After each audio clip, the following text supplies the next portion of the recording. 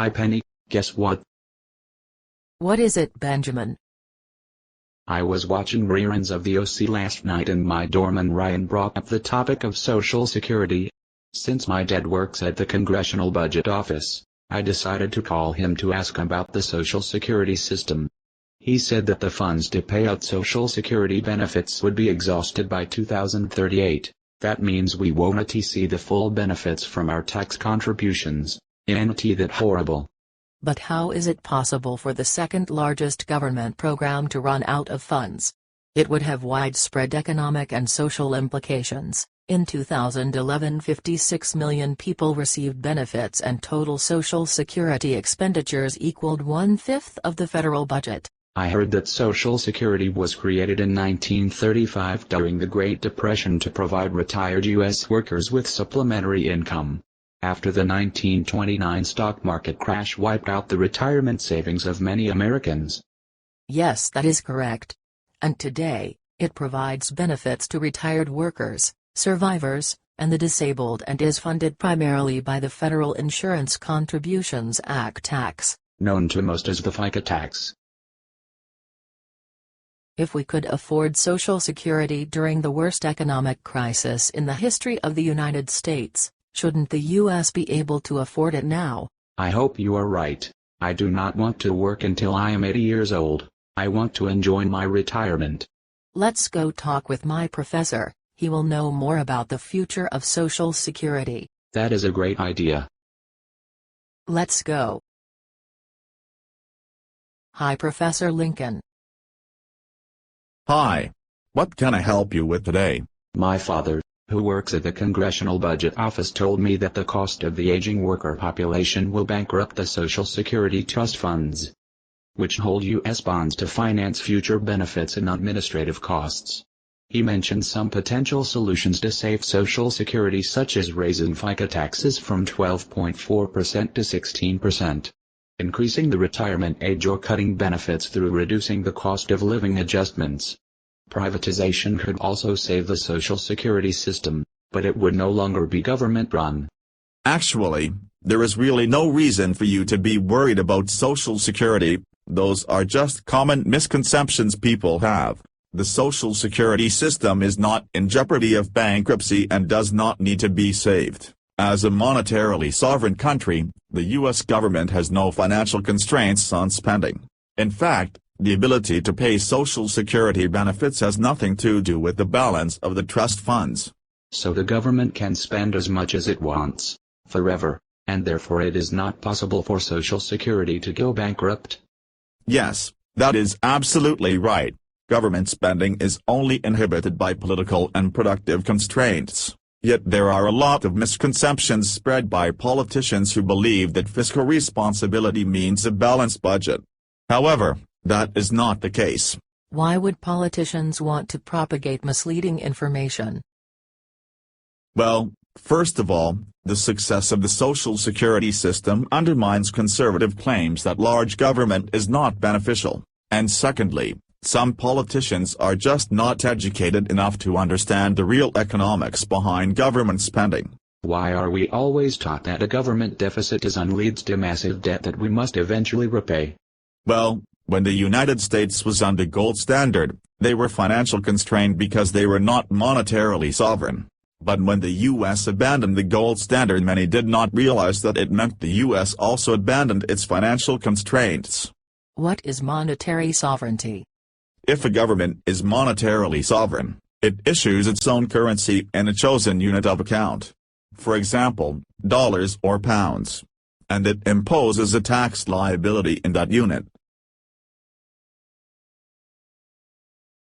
Also, a sovereign currency is unconvertible. The government must be the sole issuer of the currency and must promise to accept its currency as payment. So what does that mean in terms of spending for Social Security transfers?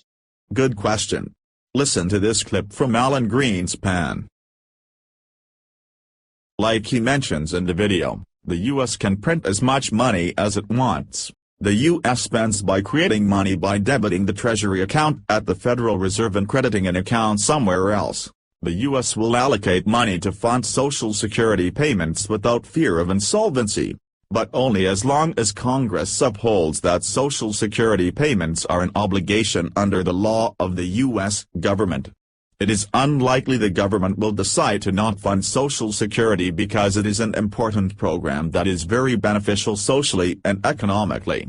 In 2009, Social Security benefits provided at least half of the income for 66% of Social Security recipients, keeping many retirees out of poverty. And because retirees who earn lower incomes over their working lives receive proportionally more Social Security benefits than higher earners. Benefits are especially important for minorities and women who generally have lower incomes over their working lives. In fact, the tax money taken from your paycheck for Social Security provides you with much more than just Social Security benefits. What are some of the additional benefits received from Social Security? The Social Security system includes disability worth an estimated $353,000 and survivor insurance worth an estimated $403,000 in 2005. Additionally, the FICA tax is part of government spending as a whole, such as infrastructure, education, healthcare and welfare spending to name a few.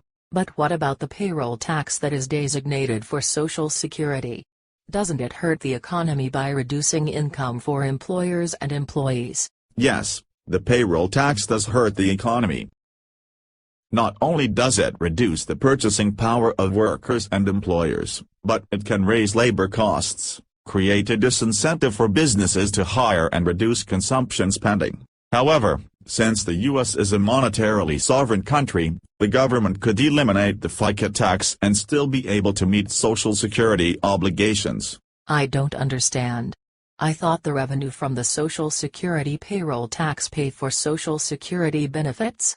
That is another common misconception, but taxes received from Social Security go into the same pot as any other tax. They are transferred to the Treasury's general account by debiting the account of banks and crediting the Treasury's account like all tax payments. Then what is the point of the Social Security trust funds if payroll taxes from revenue do not go into them? There is no point.